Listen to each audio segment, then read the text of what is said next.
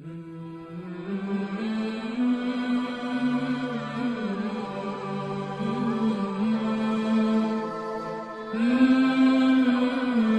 سپارہ ہے سورہ آل عمران، آیت نمبر 104 سے آگے پڑھیں گے۔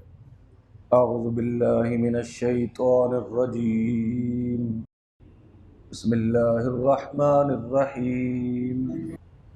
ولا تکونوا کالذین تفرقوا واختلفوا من بعد ما جاءهم البینات فأولئک لهم عذاب عظیم۔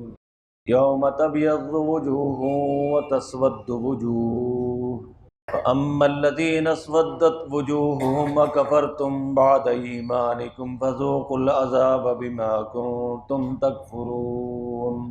وأما الذین ابیضت وجوہہم ففی رحمت اللہ ہم فیہا خالدون۔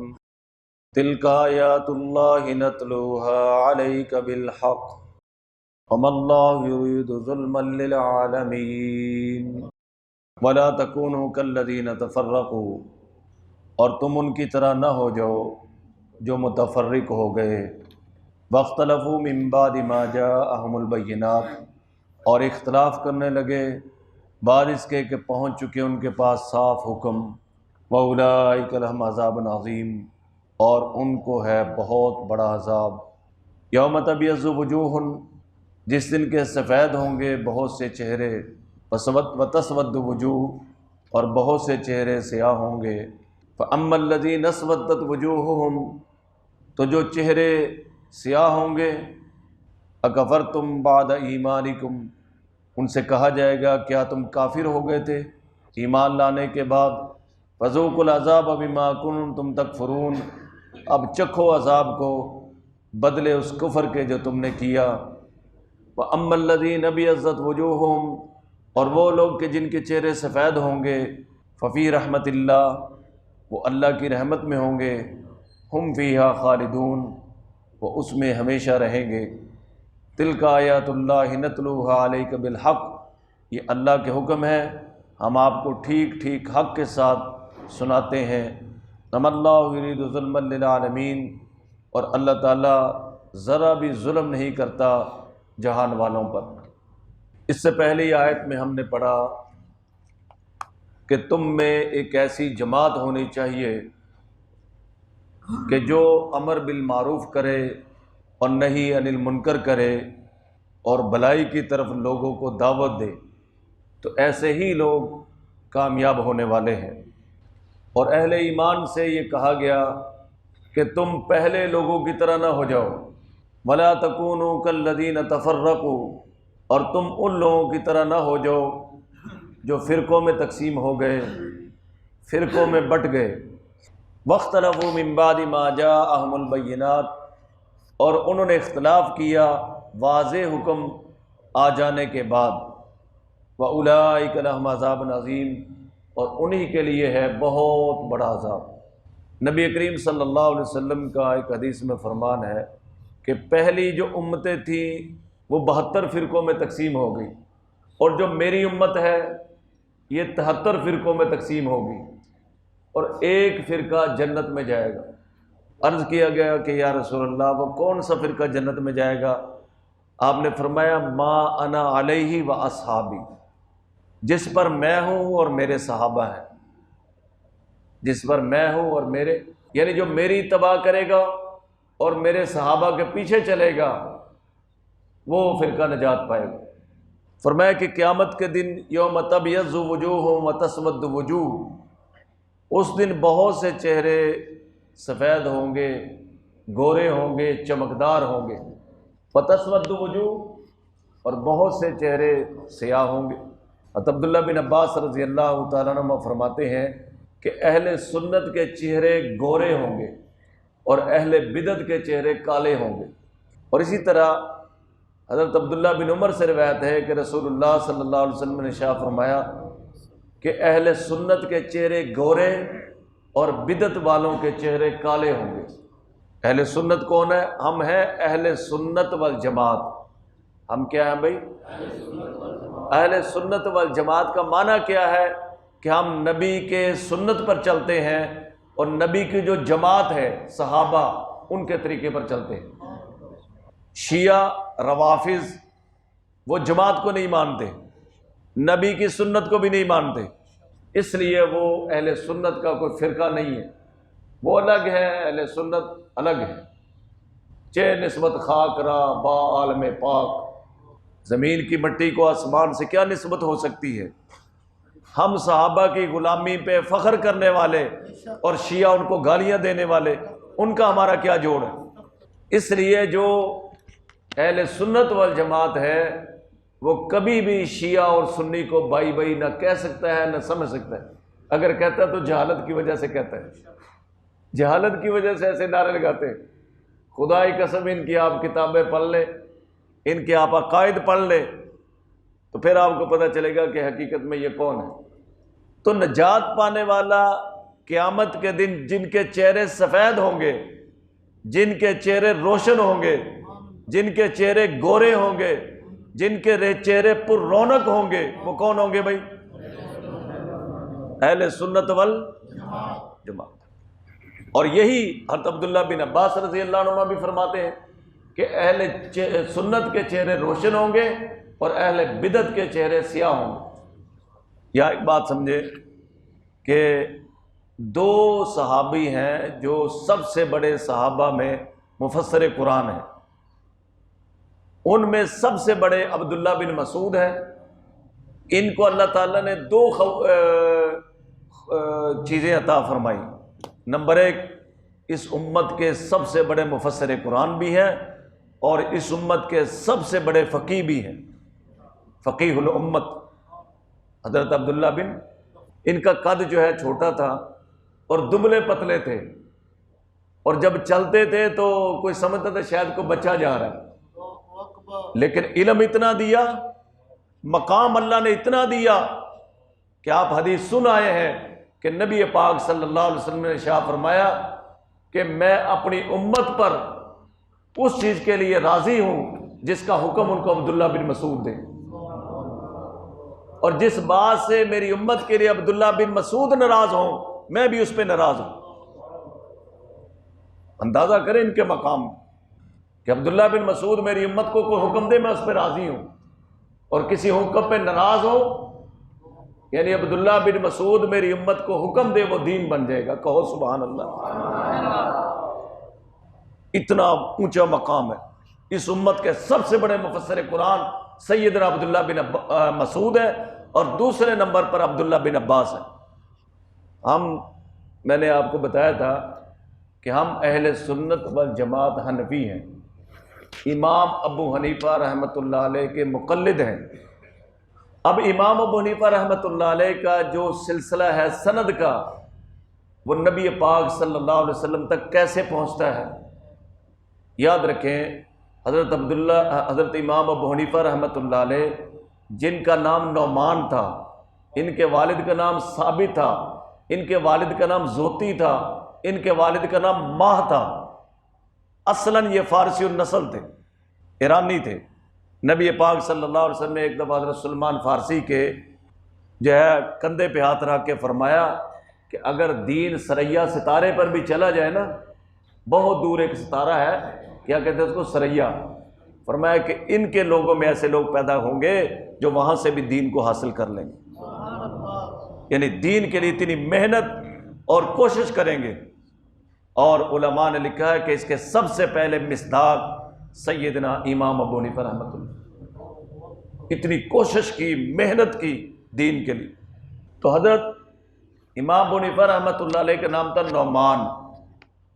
اگر آپ نے ان کی سیرت پڑھنی ہو نا تو سیرت نعمان کے نام سے علامہ شبلی نے ان کے بارے میں کتاب لکھی ہے، وہ آپ پڑھ لیں۔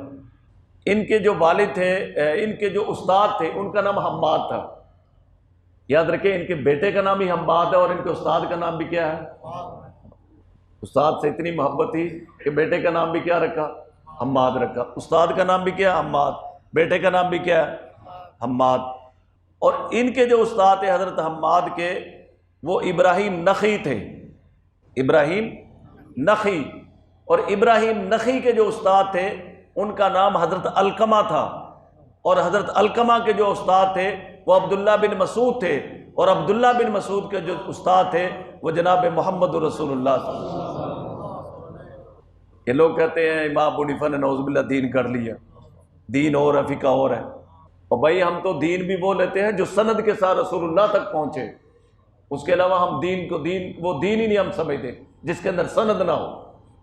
تو امام ابو حنیفہ رحمۃ اللہ علیہ، ان کے استاد حضرت حماد، ان کے استاد حضرت ابراہیم نخعی، ان کے استاد حضرت علقمہ، ان کے استاد حضرت عبداللہ بن مسعود، جو اس امت کے سب سے بڑے مفسر قرآن ہیں اور سب سے بڑے اس امت کے فقیہ ہیں، اور ان کے استاد کون تھے؟ جناب سیدنا محمد رسول اللہ صلی اللہ علیہ وسلم۔ تو قد چھوٹا تھا، ایک تفسیر میں پڑھ رہا تھا کہ جب چلتے تھے نا تو ایسے لگتے تھے جیسے کوئی بچہ جا رہا ہے، اور علم کا سمندر تھا، اتنا بڑا اللہ نے مقام دیا۔ ان کے مسلمان ہونے کا عجیب واقعہ لکھا ہے۔ نبی کریم صلی اللہ علیہ وسلم تشریف لے جا رہے تھے تو آپ علیہ السلام، اب عربوں کے اندر اس زمانے میں ہوٹل تو ہوتے نہیں تھے، مہمان نوازی ہوتی تھی۔ اگر کوئی بکریاں چر رہی ہیں تو اس کو کہہ دیتے چرواہے کو کہ بھائی ہمیں بھی دودھ پلا دو، یہ رواج تھا، اور مالکوں کی طرف سے اجازت ہوتی تھی۔ تو حضور علیہ السلام نے فرمایا بھئی ہمیں دودھ پلاؤ۔ ایک صحابی بھی ساتھ تھے، کہنے لگے میں نہیں پلا سکتا، مجھے میرے مالک کی طرف سے اجازت نہیں، میرے مالک کی طرف سے اجازت نہیں ہے۔ تو آپ علیہ السلام نے فرمایا کوئی ایسی بکری لے آؤ جو دودھ نہ دیتی ہو۔ وہ لے آئے۔ اب ظاہر ہے اس پر تو مالک کو اعتراض نہیں ہو سکتا، تو نبی پاک صلی اللہ علیہ وسلم نے اپنے مبارک ہاتھ اس کے تھنوں پہ رکھے، بکری نے دودھ دینا شروع کر دیا۔ آپ نے بھی پیا، صحابہ نے بھی پیا، عبداللہ بن مسعود نے بھی پیا۔ شام کو انہوں نے بکریاں چھوڑی مالک کے پاس اور حضور کے دروازے پہ آ گئے کہ یا رسول اللہ مجھے وہ منتر دکھائیں جس سے ایسی بکریاں بھی دودھ دیتی ہیں۔ مجھے وہ منتر سکھائے۔ ان کو تو اتنا ہی پتا تھا نا، تو پھر آپ نے کلمہ سکھا دیا، کہو سبحان اللہ۔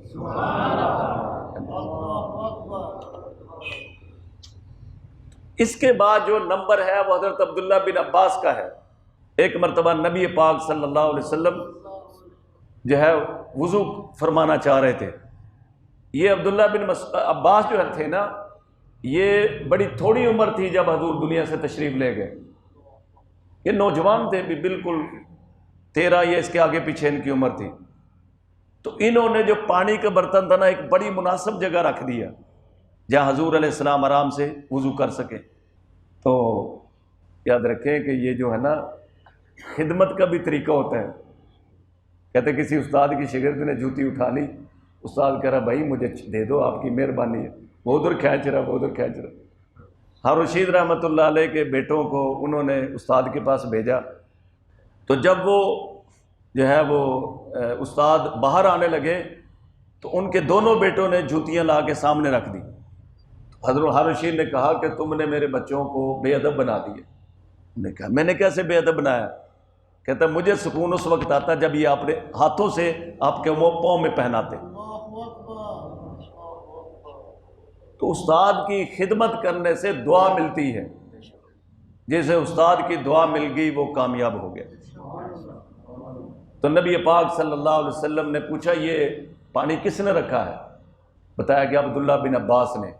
آپ علیہ السلام اتنا خوش ہوئے، آپ نے فرمایا کہ اللہ اس کو قرآن کا علم بھی عطا فرما اور اس کو حساب اور فقہ کا علم بھی عطا فرما۔ اللہ تعالیٰ نے ان کو حضور کی دعا سے اللہ تعالیٰ نے مفسر قرآن بنا دی۔ تو استاد جو ہے نا چھوٹا ہو تو تب بھی اس کی خدمت کرنی چاہیے، بڑا ہو تو میں دیکھتا ہوں ہمارے اللہ جزائے خیر دے، کیا نام ہے خاور صاحب، وہ یہ بابا جی ہیں، نوجوان بیٹھے رہتے ہیں، بابا جی پھٹیاں رکھتے رہتے ہیں۔ تو یہ جب اس طرح پھٹیاں رکھتے ہیں ان کو سب کی دعائیں ملتی ہیں، باقی سارے آکڑ کے بیٹھے رہتے ہیں، اتھے بھی قرآن لے آ، اتھے بھی پھٹی رکھ۔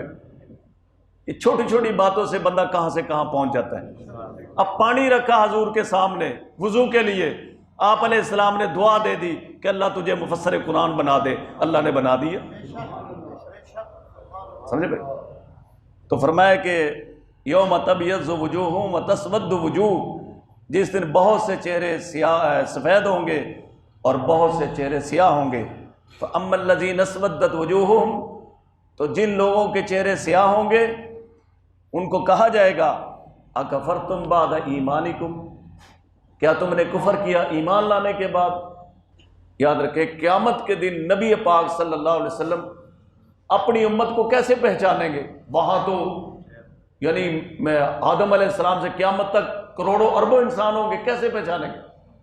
تو آپ علیہ السلام نے فرمایا کہ جس طرح 5 کلیان گھوڑا پہچانا جاتا ہے نا، اس طرح میں اپنی امت کو پہچانوں گا۔ میں اپنی امت کو کیسے پہچانوں گا؟ وضو کے نشانات سے۔